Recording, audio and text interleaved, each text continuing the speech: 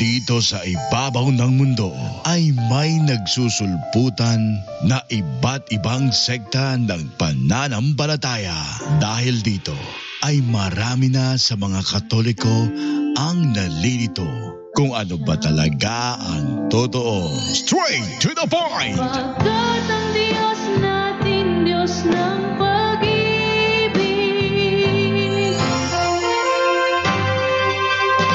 Narito na ang ating programa kung saan direktang sasagutin ang bawat katanungan, maging ang pangbabatikos ng ibang sekta ng pananampalataya. Straight to the point! Straight to the point!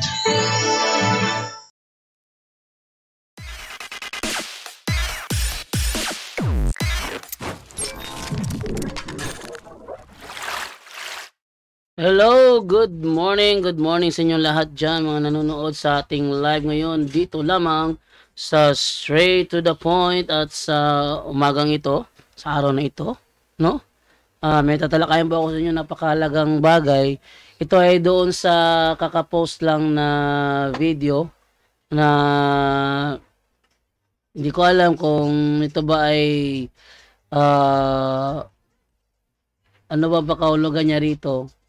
Ang topic kasi natin ngayon is about sa meron ba talagang apostolic connection ang SDA o nangungopya lang. So, ibig sabihin, panunoodin natin yung kanyang video na ginawa kung meron ba siya ipinakitang pruweba, ebidensya na ang Seventh-day Adventist nga ay meron ngang apostolic connection o kaya nangungopya lang sila sa mga sinaunang doktrina at sa kanilang pangungopya ay kanila nang ipinapalitaw na sila ay konektado. Straight to the point! Yan ang ating alamin ngayong araw na ito. So, okay. So, dito naman tayo ngayon sa kaniyang video na ating gawa natin ng ng paliwanag. Okay? Narito ang kanyang video. Doon ay nangutana kung may apostolic connection ba ang Seventh-day Adventist Church. Yan. Meron daw nagtatanong kung meron bang apostolic connection ang Seventh-day Adventist Church. Ang tubag doon na. Ang sabi niya, meron. Meron ba talaga? Alamin natin. Gawa sa apostolic connection, ang Seventh-day Adventist Church doon ay divine connection. Yan. Sabi niya, maliban sa apostolic connection, ang Seventh-day Adventist merong divine connection. Sa madaling salita, hindi niya nasagot ang naturang tanong kung meron ba talaga. Sabi niya, meron daw. Anong ebidensya mo? Wala siyang ebidensya pinakita. Bagkus iniwasan lang niya at lumipat sa ibang issue. Ito yung sinasabi ko na style ng Seventh-day Adventist na kapag sila ay medyo tagilid sa isang argumento, lilipat ng ibang issue at doon ka hihilahin. Ang tawag naman dyan, strawman fallacy. Straight to the point! Strawman fallacy siya dahil hindi naman dito issue kung meron bang divine connection o wala. Ang tanong kung meron bang apostolic connection o wala. Straight to the point! At dahil wala siyang may pakita, kanyang nilipat sa divine connection. Alamin natin ngayon kung meron ba silang divine connection. Sa Genesis Kapitulo 2, versikulo 3, gipanalanginan sa Dios ang ikapitong adlaw o gibalaan o mipahulay siya gikan sa tanan niyang buhat. Ang adlaw nga gipahulayan o gibalaan sa Dios, mauusab ang adlaw nga ipapahulay sa mga Seventh-day Adventists. Ibig sabihin, sa Genesis 2:3, ang Diyos ay nagpahinga sa ikapitong araw. Sabi naman nila, ginagawa rin ng Seventh-day Adventist. So, yung para sa kanila, yun ang kanilang divine connection doon. Mali. Nangopya lang. Wala naman sinasabi dyan na ang pagpahinga ng Diyos ay ipinasa niya sa mga tao na siyang Seventh-day Adventist. Wala naman ganon. Ibig sabihin, ang paliwanag niya rito, walang koneksyon. Bagkos ay nangopya lang.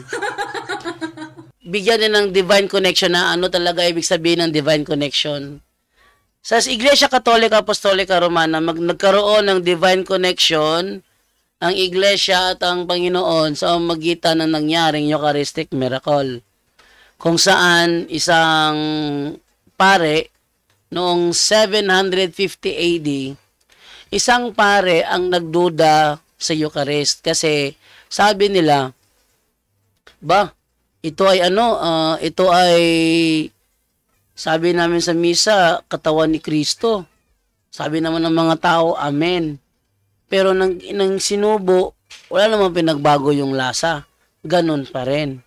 So nagduda siya. So nangyari, pagdating ng kanyang misa, ito ay naganap 750 AD.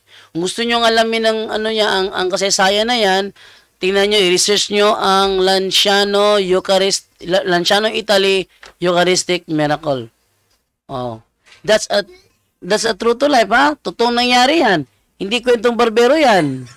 Nagaya ng sinasabi ng mga Seventh-day Adventist na magic lang daw.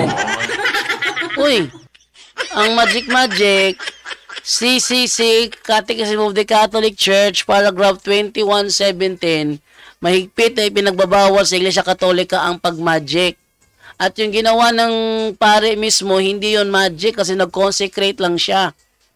Every time, lahat ng pare ng Iglesia Katolika, talaga nagsasagawa yan ng consecration. Pero ang paring ito ay kakaiba. Dahil siya mismo nagulantang. Kasi nung siya nag-consecrate sa kanyang tinapay, biglang tumulo ang dugo sa kanyang braso. Siya mismo nagulantang siya. No, tumulo yung dugo sa kanyang braso. Ay ang ginawa, natigil yung misa. Tapos, pinalaboratory test siya. At ang resulta ay naging ang findings ng mga scientists is a real human flesh. Yung ostia naging real human flesh. Hindi kayang gawin ng magic yan. Ang magic pansamantala lang. Pero ito hanggang ngayon nananatili siya. Yung magic, once namatay na yung nagsagawa ng mahika, yung kanyang minamagic, nagbabalik yun sa dati. Minsan nga, nababalik sa dati, isang araw lang, pagkakinabukasan, balik na sa dati yon. Pero ito, hanggang ngayon, buhay. Kasi yung laman na yon, buhay. Hindi siya patay. Buhay siya. Ate pakita yung mga nangyari kaganapan doon sa Lanciano, Italy. Ate pakita sa dito sa Eucharistic Miracle. Ating unahin doon sa Lanciano, Italy kung ano yung nangyari. Ayan. So, ito tayo. Ate pakita sa screen, no? Ayan. So nang binuksa nag-consecrate siya ng ostia, naging laman siya, tumulo dugo ngayon. So yung kanilang laboratory test, real human flesh at real human blood. Ngayon, noong kamakailan lang, ito ay muling inimbestigahan ni Professor Eduardo Linole. Ating alamin naman kung sino itong si Professor Eduardo Linole. Okay, ha? Ating buksan ang ating browser para makita natin, no? Okay, so tingnan ko rito. Chrome, yan. Ating tingnan, ha? Sino ba itong Professor Eduardo Linole? Yan. Ating tingnan. Okay? Professor Eduardo Linole. Yan. The miracle that changed me forever. Ate masahin to. Ano nangyari dito? Yan. The miracle that changed me forever. Ito lang. Ito, Ate palakihin yung letra para mas klaro siya. Yan. Several years ago, my sister and I stood in a parent's kitchen, eyes locked in serious debate. We were debating the real presence of Jesus in the Eucharist. At that time, I was a cradle Catholic turned skeptic. She was a campus missionary for Catholic Christian outreach. My faith in the Eucharist and most other Catholic teachings had long since turned to skepticism, and the real presence was at the top of the list. First, it seemed obvious that the consecration effected no change to the bread and wine. The bread remains as bread, and the wine remained as wine. There was clearly no physical change, which left me unconvinced. Second, the idea of actually consuming the flesh and blood of Jesus bodily seemed to me a strange religious form of cannibalism.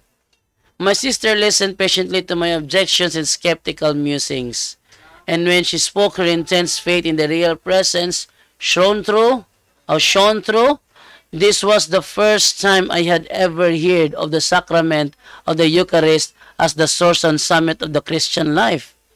Ang the CCC 1324. And although I didn't exactly know what that meant, I knew she was deeply convinced. And although I wouldn't show it or admit, her conviction affected me tremendously.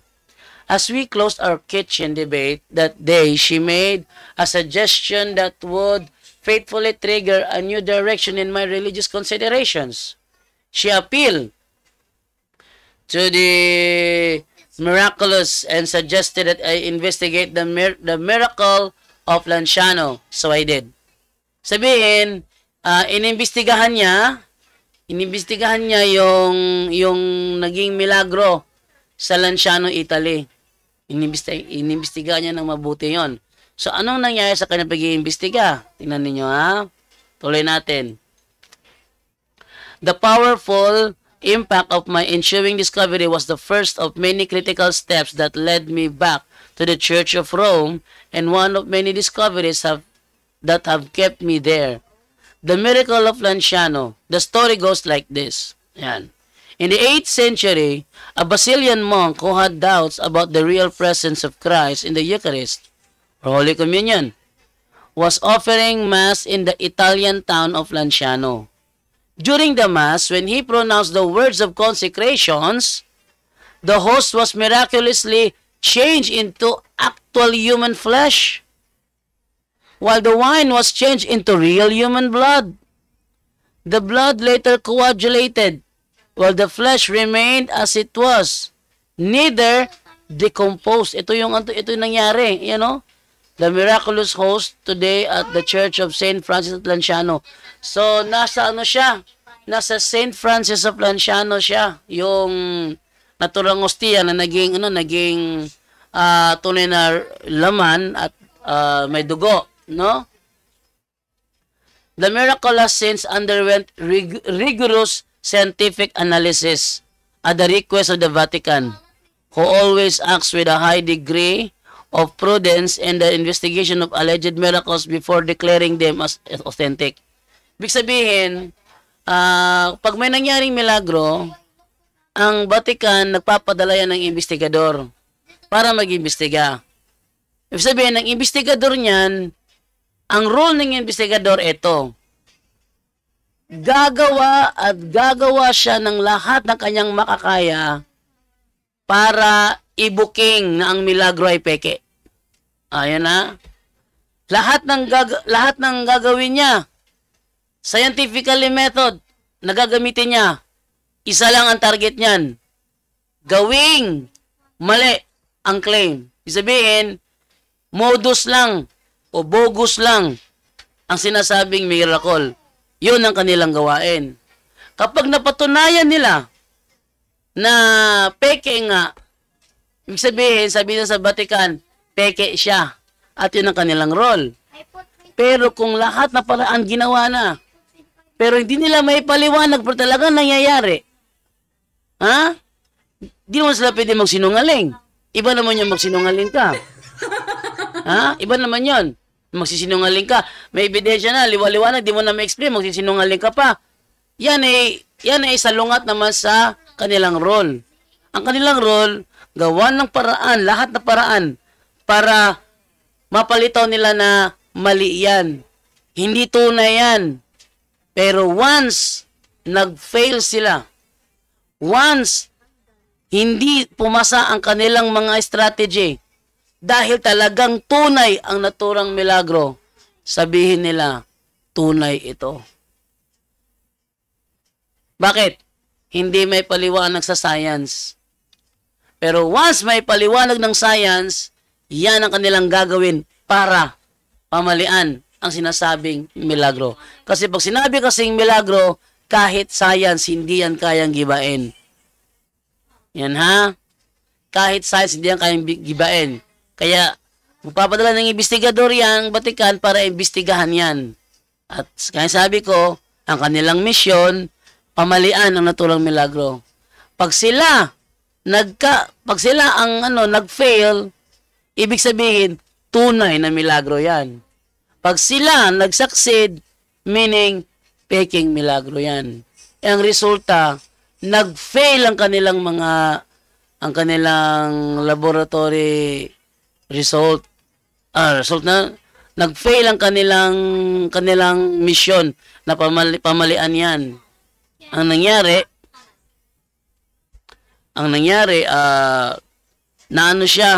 na deklara siya na tunay. Kasi yung kanilang pagpapamali rito, talagang hindi nila may paliwanag eh. Halimbawa, sabihin nila ngayon, ito ay, halimbawa, laman. Siyempre, gagamitin ng mga laboratory equipment. Ang laman na ito ay laman ng hayop ito. At ang hayop na ito ay ang. Pag ganyan, peke. Sabi nila ngayon, ang laman ng, ito ay laman ng tao. Ayan. So, i-double check na kasi laman ng tao eh. Saang laman ng tao? Pero nakapagtataka lang ang kanilang findings, buhay. Pero, may left ventricle. Pag sinabing left ventricle, yan ay matatagpuan sa puso. Once kumuha ka ng slice, kahit konting slice man lang sa puso, tanggalin mo yan, patay yung pasyente niyan. Patay talaga. At yung parte na tinanggal mo, ilang minuto lang, patay rin yun. So, peke. Pero ito, simula pa noon, hanggang ngayon, buhay na buhay. O, paano may sabihin mong peke yan? Walang preservatives. Walang kahit na anong nilagay dyan. Open air siya naka-display. But hanggang ngayon, buhay siya. Oh, gumagalaw pa yung mga sa kanya, yung mga blood cells niya, gumagalaw pa rin. So, buhay na buhay siya. Sa madaling salita, hindi nila mapatunayang peke ito. Tulad na magbabasa ng investigasyon. Narito. Dr. Eduardo Linoli, a professor of anatomy and pathological histology, of chemistry and clinical microscopy, a former head of the Laboratory of Pathological Anatomy at the Hospital of Arezzo, is the principal investigator of the Miracle of Lenciano. Kalain mo, talagang real scientist talaga ang pinaimbestiga. Oh. So, dahil real scientist siya, kailangan niyang gawa ng paraan para i-booking ang naturang modus, kung modus nga. Eh kaso, hindi niya mabuking eh. Dahil tunay. Eto. An article at Zenith.org describes the results of the scientific analysis according to Dr. Linoli. Linoli explained that as regards the flesh, I had in my hand the endocardium. Ano yung endocardium?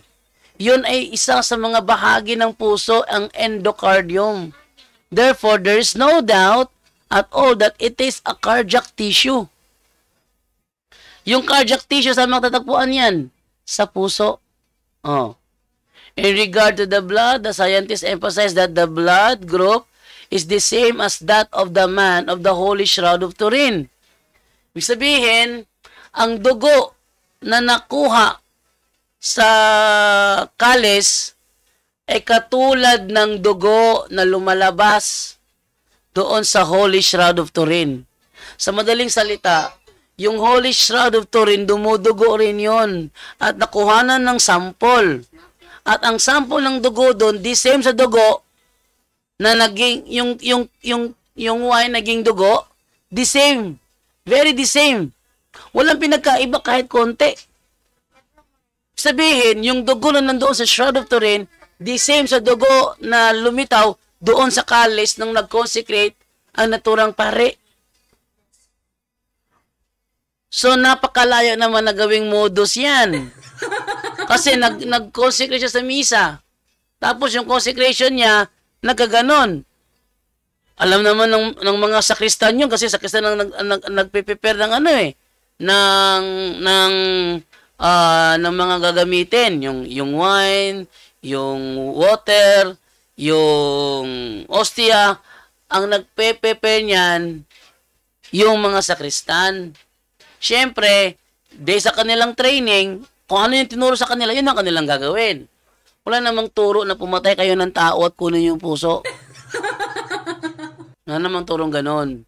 So, nangyari, ano nila yun? Kanilang dinala doon, kinonsecrate ng pare at yun ang nangyari.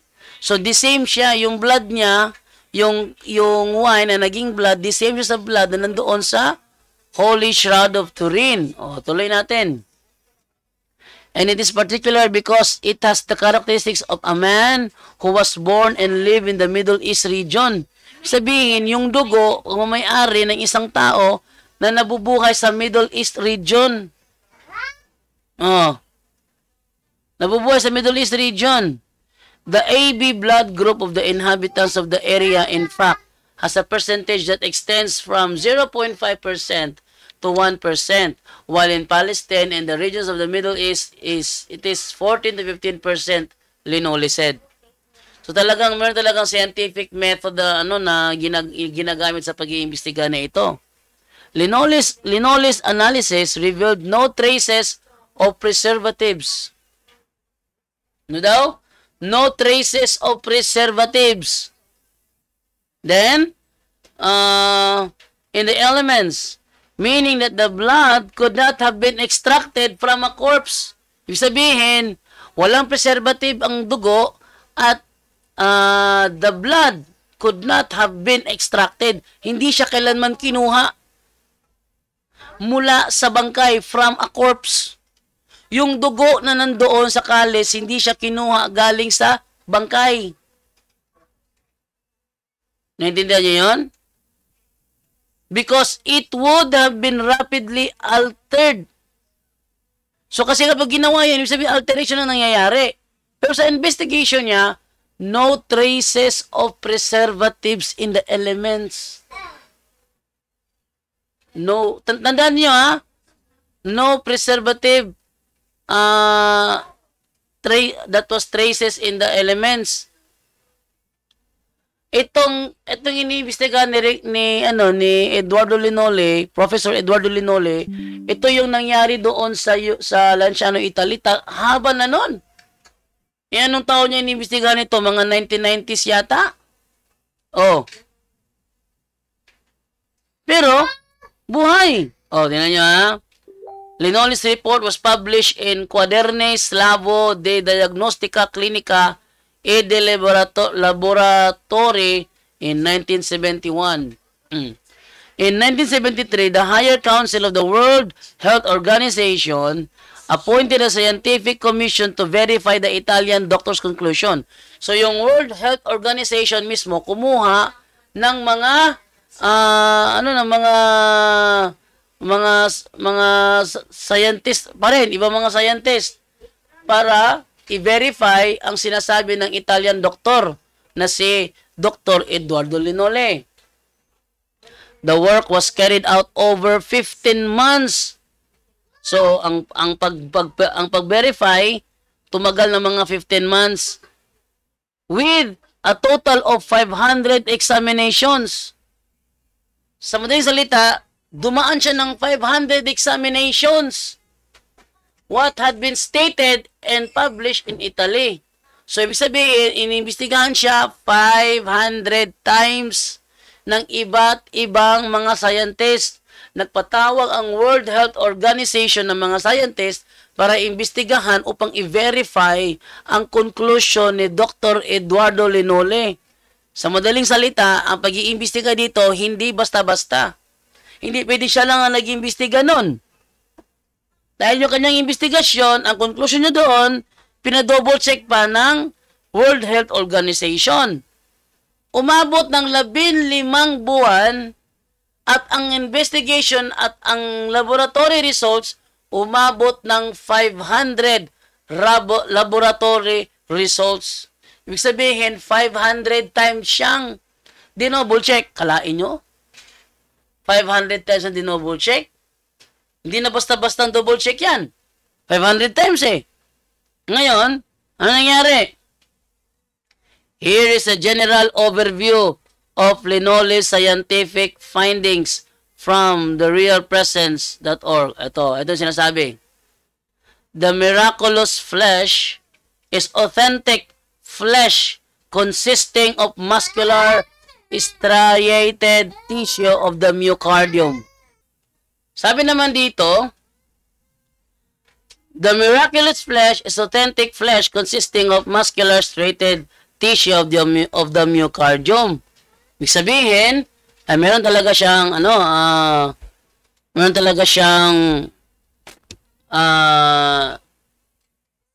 tunay na tissue of myocardium. Second, the miraculous blood is truly blood. Tunay na dugo. The chromatographic analysis indicated this with absolute and indisputable certainty. So, yung dugo na nakuha doon sa kalis is truly blood. Third, the immunological study shows with certitude that the flesh and the blood are human, and the hematological test allows us to affirm with complete objectivity and certitude that both belong to the same blood type AB, the same blood type as that of the man of the shroud, and the type most characteristics of Middle Eastern populations. 4. The proteins contained in the blood have the normal distribution in the identical percentage as that of the Sirius proteic chart for normal fresh blood. So, normal fresh blood, buhay na buhay. 5. No histological dissections has revealed any trace of salt, infiltrations, or preservative substances used in antiquity for the purpose of embalming. So, hindi siya inimbalsamo. Wala siyang mga preservatives gaya ng ginagawa sa mga iniimbalsamo. Nilalagyan ng preservatives para manatili muna sa ilang araw lang. Walang natrace sa kanya. Professor Linole also discarded the hypothesis of a hoax. Ibig sabihin, ni-reject, dinisregard ni Dr. Eduardo Linole ang mga sabi-sabi na ito ay isa lamang kalokohan, hoax, carried out in past centuries. Sabihin, yung sinasabi ng mga nakaraan na ito ay kalokohan, ito ay kasinungalingan, dinisregard na niya lahat kasi napatunayan sa kanyang laboratory investigations, tunay nga. Also worth noting, the blood and tissue analysis of the Miracle of Lanciano are consistent with the Shroud of Turin. Sa madaling salita, parehong-pareho siya doon sa Shroud of Turin. Tandaan niyo yung Shroud of Turin nasa ibang lugar yon. Ngayon, final thoughts. Belief in the real presence of Christ in the Eucharist goes back to the earliest Christians. Saint Paul, Saint Ignatius of Antioch as a disciple of John the Apostle. Si San Ignacio, disciple ni John the Apostle. Justin Martyr, Irenaeus of Lyons, and other early Christian fathers clearly testify to it. But today's reality is that many Christians, including some Catholics, struggle with the dogma of the real presence of Jesus in the sacrament of the Eucharist, where the feeble senses fail. But from time to time, God in His infinite wisdom and love acts. Ito yung divine connection. Acts. Ang Diyos na mismo ang nag-act. Acts in extraordinary ways to increase our convictions and dissolve our skepticism in the supernatural. So sa madaling salita, ito yung tinatawag na divine connection. Walang pangungopyang nangyari rito. Ha? Walang pangungopyang nangyari dito. Ang kiniklaim ng Seventh-day Adventist, Genesis 1:26, ginawa ng Diyos, ginawa rin ng SDA, walang divine connection yon.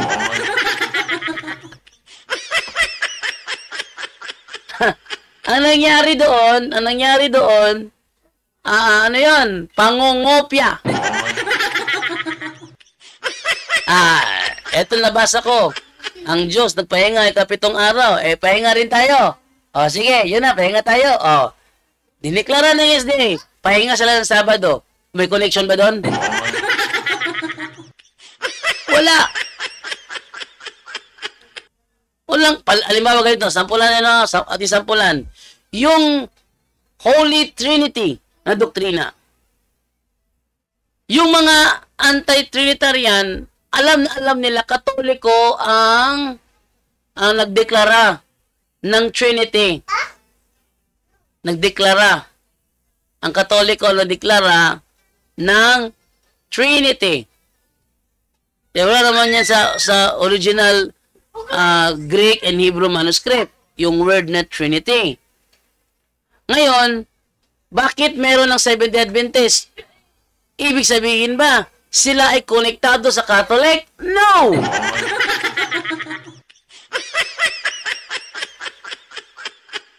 Sila konektado. Ha? Nangopya lang kako.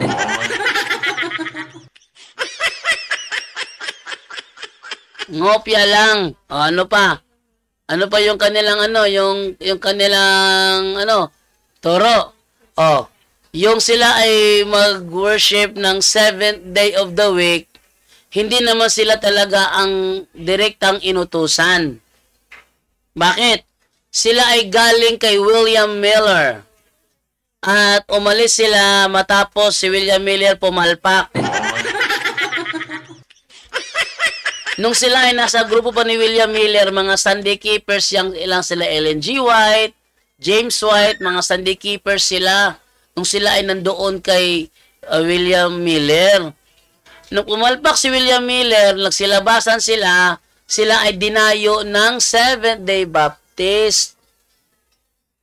Baka sakali na makonvert nila. So pinangaralan sina Ellen G. White about the 7th day of the week Sabbath. Sa madaling salita, yung 7th day of the week Sabbath, hindi yan original na lumabas sa Seventh-day Adventist. Hindi. Yan ay lumabas sa Seventh-day Baptist, tinuro sa Seventh-day Adventist. Ngayon, in-adapt nila. Pagka-adapt nila, asan ang divine connection doon?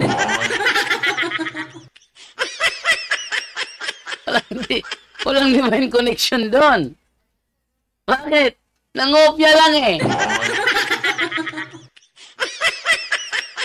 Walang divine connection doon Angel. Nangopya lang. At ituloy na turang video. So dito pa lang, napapasinungalingan na ang sinasabi ng mga ngaral na ito. At ituloy na turang video. Ikaduha. Ikalawa. Gawa sa Apostolic Connection. Maliban sa Apostolic Connection, Ang Seventh-day Adventist Church may patriarchal connection. Ang Seventh-day Adventist daw, mayroong patriarchal connection. Talaga? Ating ituloy. Ang Genesis Kapitulo 26, versikulo 5 nagingon, si Abraham nituman sa tanan kong mga sugo ug mga balaod. Ayan. So, dito naman, Genesis 26 verse 5, si Abraham ay sumunod at tinupad niya lahat ng mga utos ko at ang mga kautusan. Tanong, anong kautusan ang inobserve ni Abraham? 10 commandments ba? Mali!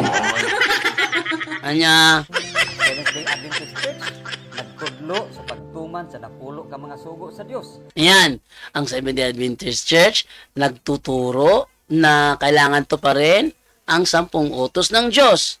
Ang tanong, meron bang patriarchal connection? Wala pa rin. Maliban na lang kung meron siyang trace, may pakita natin trace of successors from Abraham to Seventh-day Adventist. Kung walang may pakita, walang patriarchal connection yan. Tuloy. Sama sa pagtuman sa mga patriarka sa daang tugon kay mao kini ang kasabutan nga walay katapusan. Oh, gaya ng ginagawa ng mga patriarka, Sa madaling salita, wala talagang patriarchal connection bagkos nangungopya lang. Ngayon, yung kautusan na sinasabi sinusunod ni Abraham, yun ba ang 10 Commandments? Ang sagot ay hindi. Bakit? Ating basahin ang Biblia mismo, ano? Sabi sa Biblia, Deuteronomy chapter 5, at simulan sa Deuteronomy chapter 5 verse 1, sabi ganito. Tinipon ni Moises ang lahat ng mga Israelita at sinabi sa kanila, O mga Israelita, pakinggan nyo ang mga utos at tuntunin na ibibigay ko sa inyo sa araw na ito.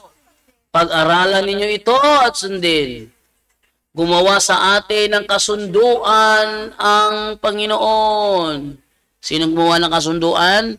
Ang Panginoon nagipagkasundo sa mga Israelita. Gumawa sa atin ng kasunduan ng Panginoon na ating Diyos sa bundok ng Sinai.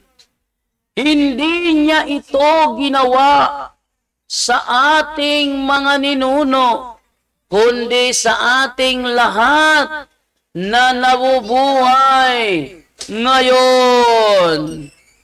Ibig sabihin, yung tipan na ibinigay sa mga Israelita doon sa Mount Sinai, hindi ginawa sa kanilang ninuno. Sa madaling salita, hindi na ibigay kay Abraham. Paano tutuparin ni Abraham ang kautusan hindi naman ibinigay sa kanya? Ha? Hindi binigay sa kanya. So kung napapansin ninyo dyan, yung kanilang paliwanag, baliktad sa Bible. Kung meron mang kautosang ginagawa si Abraham, hindi yon ang 10 utos. Hindi yon. Ha? Hindi yun ang 10 utos. Okay. Tuloy natin yung video. Natin tuloy yun na ang video, ha? Ikatlo. Ang Seventh-day Adventist Church adunay prophetic connection. Tingnan nyo, ha? Nakakatatlo na siya. Sabi niya una, divine connection daw. Pangalawa, patriarchal connection daw. Ngayon, prophetic connection naman. Wala pa siyang pinapakita na apostolic connection. Wala pa. Wait lang, ha.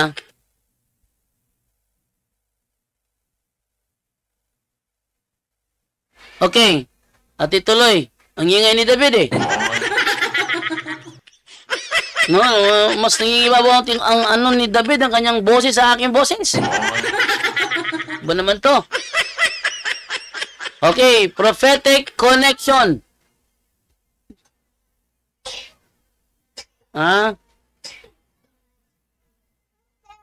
Wait lang ha, wait lang. David!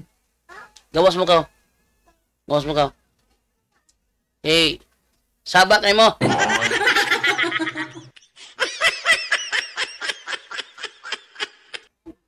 Mas mo patig ba po inyong tiyong sa kuha?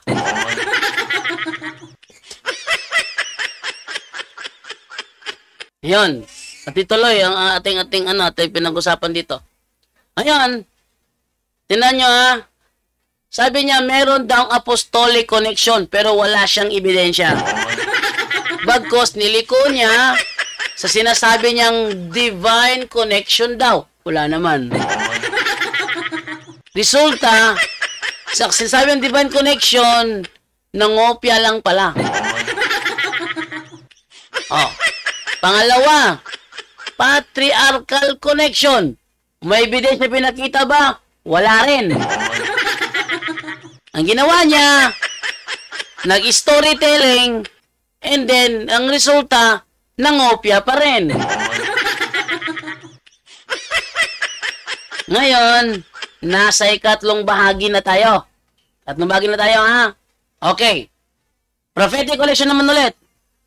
Ano nasa prophetic connection? Sa pinadayag 12:17, ug ang dragon nasuko batok sa mga nanagbantay sa mga sugo sa Dios ug nagahupot sa panghimatuod mahitungod kang Hesus. Mao kini ang gamay o salin nga iglesia. Sabi niya ngayon, yung Revelation 12:17 daw, sila'y sumusunod sa kautusan ng Diyos at ito yung mga nalabi sa iglesia. Mali!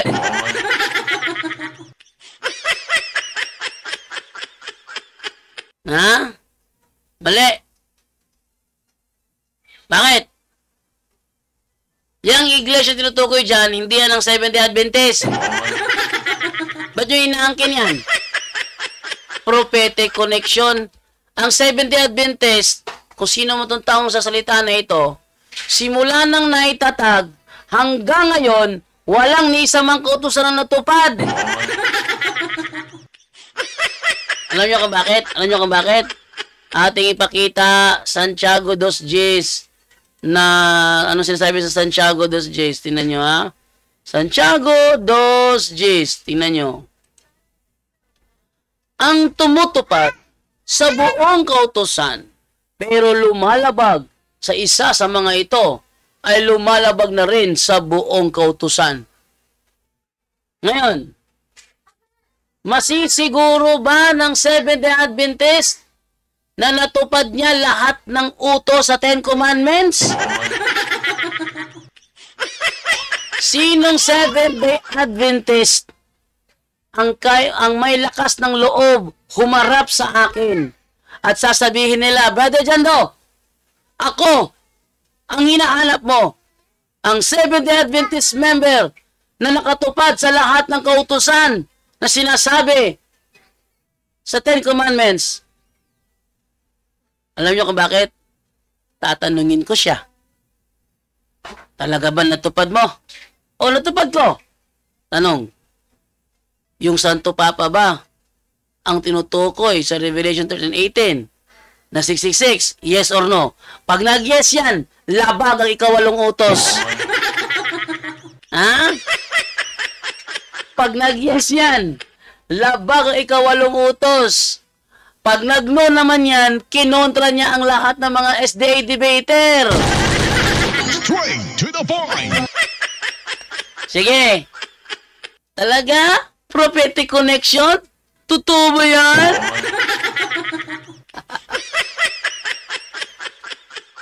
Taka lang tabi, ay, gisaman ka.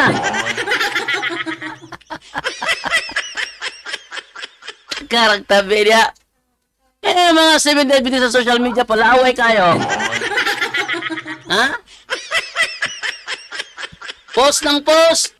Post ng post ng mga reels. Pag hinamon mo, takot. Straight to the point. Etong si Tiburcio. Tiburcio alias Goodness of God. Ang lakas maghamon. Pinatulan ni Eugene Gapo. Magkita daw doon sa sa Cagayan de Oro. Napagkita ba? Hindi. Straight to the point. Wala naman nagpakita doon, Tiburcio eh. Yun ang malaking problema niya doon. Hamon ng hamon. Sabi niya, hinahamon ko ang mga CFD. Talakayin niyo itong 2,300 days namin kung kaya ba ninyo. Sabi ko sa kanya, mag-online tayo, dialogo tayo. Kung gusto mo, sabi lang kasi sa akin, Jando, ba't kami papasok sa iyo, pinagpipirahan mo lang kami? Sabi nila ganun. Eto ang mga hamon ko sa Seventh-day Adventist. Kung yan ang inyong dahilan na pinagpipirahan ko kayo, eto na lang, mag-live kayo, magsagawa kayo ng sarili nyong live, papasukin ko kayo. Ha?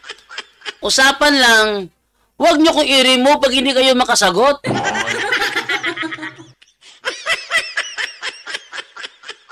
Ha? At kapag inulit ko yung tanong sa madaling salita, yung sagot nyo is hindi siya responsive sa tanong. Instead kasi ng SDA kasi, halimbawa, tanong ka sa kanya, 1 plus 1. Sabi niya ngayon, ang araling panlipunan ay isa sa mga topic na tinuturo sa mga estudyante. Hindi ako natanong tungkol sa araling panlipunan. Ulitin ko ang tanong. 1 plus 1, ano ang tamang sagot? Ang SDA naman, ulit ang tanong, ulit ang sagot. Ang araling panlipunan ay isa sa mga topic na itinuro sa mga bata sa elementary at sa high school. Ano ba naman to? Objection, moderator. Sabi naman nila, huwag kang magpalaban sa moderator. Ang aking tanong ay hindi sinasagot ng ating katunggali. Hindi siya responsive. Sabi naman niya, counter objection. Ano yun? Hindi ko siya inutusan kung anong tanong niya. Huwag niya na kung utusan kung paano ko siya sagutin. Sa Bisaya pa, objection, moderator, counter objection. Kung saman, wala na ko siya boot A ang sayang pangutana. Di, sad ko niya bootan sa akong tubag. Yung unanay, pag maglana mo potot, Straight to the point. kawa yung inada talid debatiha. Yan ang ginawa ni Tiburcio. Sinabihan ko siya, kung ako makakapera sa iyo, ito na lang ito para fair. Mag-live ka, pasukin kita. Ating talakayin ang Daniel 8. Tingnan natin kung tatama ba kayo. Ano nangyari? Lumaban ba si Tiburcio? Ang sagot, hindi. Naduwag siya. Ha? Naduwag si Tiburcio. Ang sabi Tiburcio, gawa ka lang ng video mo, ribat lang ako. Mali, hindi dapat ganon. Tinamuhan, buwa ko ng video, niribat siya, ang layo ng ribat. Sabi ko, walang mababasa sa 2 Kronika 3 na inutusan si Solomon na gumawa ng rebulto ng kerubin. Muha siya ng rebat video. Sabi naman niya, hindi raw inutusan. Nasa unang hari. Unang hari 8, 17 hanggang 19. Teka, wait lang. Anong sinabi ko? Walang mababasa sa 2 Kronika 3. Ba't napunta ka ng unang hari? Tapos sabi ko naman, wala namang babasa na siya inutusan na gumawa ng rebulto ng kerubin. Ano binasa ni Tiburcio? Si Solomon inutusang gumawa ng templo. Straight to the point. Teka. There's something wrong.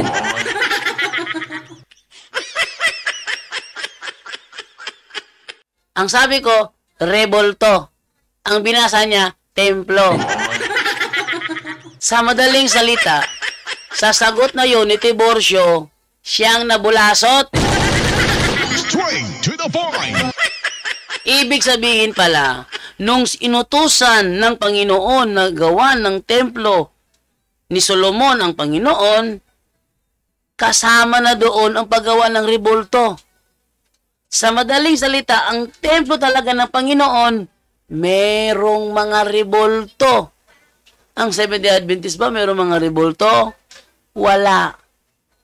Anong tawag dyan? Bodega sa Kopras. Straight to the point. Kasi ang bodega ng Kopras, walang rebulto doon. Straight to the point. O, tingnan nyo ha. Nakakatatlo na siya. Wala pa siyang patunay. Binigay na talata, hindi pa tumugma sa kanila. Ano pa? Tuloy natin. Nagtuman sa sugo sa Dios ug nagsunod sa tinuhuan ni Ginoong Hesus. Mali! Mali na naman! Ano ang tinuuhan ni Jesus nung kanilang binabasa sa Lucas 4:16? Judaism yun. Ang Seventh-day Adventist ba nangopya sa Judaism? Ha? Talaga bang kanilang sila ba sumunod sa Judaism? Hindi sila sumunod sa Judaism. Ang ginawa nila, nangopya ng ilang katuruan ng Judaism. Ganyan lang halimbawa, ang pagpasok sa kanilang simbahan sa araw ng Sabado, kinopya lang yon. Wala pa rin connection doon. Bakit? Kung talagang konektado sila, dapat nandoon sila sa Israel, pumapasok sa sinagoga. Take note, sa Pilipinas, isa lang ang sinagoga ng Judaism dito, nasa Luzon. Wala sa Visayas, wala sa Mindanao. Sumunod ba sila? No. Hindi sila sumunod dahil simula nang itatag ang Seventh-day Adventist hanggang taong 2024. Anong araw-araw ngayon?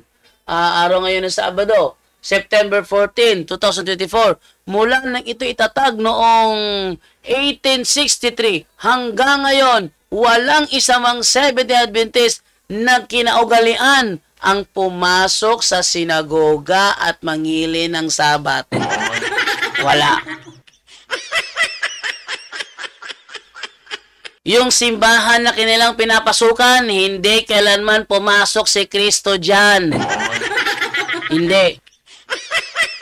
Ang pinapasukan ni Kristo, sinagoga. Ano ang sinagoga? Simbahan ng relihiyong Judaismo. Itanto ka karoon. Ano na. Ilabot na. Ay, di ko baluan na. Oh. Hindi mo ko baluan na. Tukuyalong ka. Tabay nga tukuyalong ka. Tukuyalong. Tukuyalong ka. Tukuyalong. Anak ni Badji si Bisera.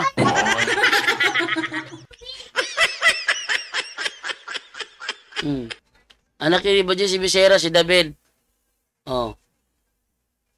Siya yung best friend ni Divine. Sila lang yung best friend na nag-aagawan ng laruan. No? Yan, so tuloy tayo sa ating tinatalakay ngayong umagang ito. Ano nangyari? Tuloy natin ha. Ang Mateo 7:14 Ang Mateo 7:14 nagsabi, kay masigpit ang puntahan ug hiktin ang dalan nga padulong sa kinabuhi ug gyutay ra ang mga nakatultol niini. Uy! Natapos na? Teka! Dayan mo na! Straight to the point. Wait lang. Mukha yatang tayo ang nadenggoy doon ha. Natapos na. Wala man lang siyang pakitang ebidensya na may silang apostolic connection. Ang sabi lang niya, may nagtatanong. Meron ba ng apostolic connection ang Seventh-day Adventist? Ang sagot ko, meron. Asan ebidensya mo? Huwag mo lang itanong. walang pinakita. Sabi lang niya, meron. Pero walang pinakita. Niliko sa 3 issue. Divine connection, wala rin. Patriarchal connection, wala rin. Teka. 3 na. Ano yung 3? Prophetic connection, bagsak rin.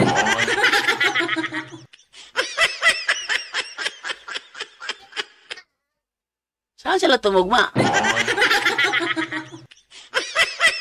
Ang nakita ko, nangopya lang. Pero sa ikatlo, di nila makopya ikatlo.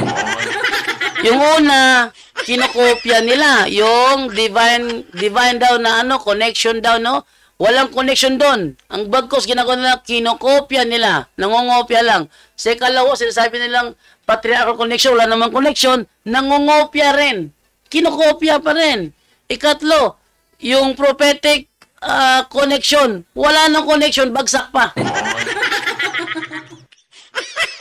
Dahil hindi naman ang Seventh-day Adventist ang sinasabing na labi sa iglesia. At kalay mo, Seventh-day Adventist, saan siya tinatag? Dito sa sa Amerika. Anong sinasabi ng kanilang libro? Ating basahin na, saan ba konektado ang Seventh-day Adventist? Maganda itong pag-usapan natin. Tanungin natin ang kanilang libro mismo sa Seventh-day Adventist, yung Alpha and Omega. Anong sinasabi rito? Seventh day, wait lang ito reference, yan. Seventh-day Adventist, an evangelical church which in its preaching emphasizes the salvation of man by grace alone. Daan ninyo, hindi kailangan nagturo ang mga apostol ng grace alone.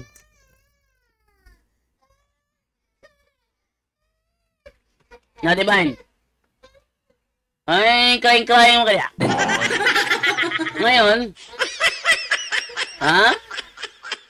grace alone on the grounds of Christ's sacrificial death. They consider the Bible a trustworthy and authoritative revelation of divine will and emphasize the importance of keeping to the message of the Bible. In questions of prophetical interpretation, they follow the Reformation tradition. Straight to the point. Hoy, ang remnant sa Revelation 12:17, hindi siya nagsumusunod sa Reformation tradition. Hoy! Straight to the point. And see themselves as the continuators of the Millerite heritage. Straight to the point. Sa madaling salita, yung Millerite heritage, dun sila galing. Straight to the point. Ang remnant na sinasabi sa Revelation 12 is not a continuator of the Millerite heritage. Straight to the point. Dito talaga, bagsak talaga sila. Divine connection, walang connection, nangopya lang. Patriarchal connection, walang connection, nangopya lang. Prophetical connection, walang connection, hindi pa nasunod. Hindi pa makopya. Straight to the point. Kawawa naman. Straight to the point. Live on the spot. On the spot. Yan ang malaki natin dito na kailangan talaga pag tayo nagturo, dapat totoo. Huwag nyo kaming idala-dala sa mga mabulaklak na mga salita. Dahil para lang kayo yung nanliligaw na naghahanap na paraan para kami mapa-oo. Pangit naman. Hindi maganda yon. Kaya yung kanilang yung kanilang claim na meron ba talagang apostolic connection ng SDA o nangongopya lang? Ang sagot diyan, nangongopya lang. Straight to the point. Live on the spot. On the spot. Ayan, so yan po ang ating tampok sa araw na ito at naway nagustuhan po ninyo. Abangan po ninyo mamaya ang ating live dito sa Straight to the Point. Maraming salamat po and bye-bye.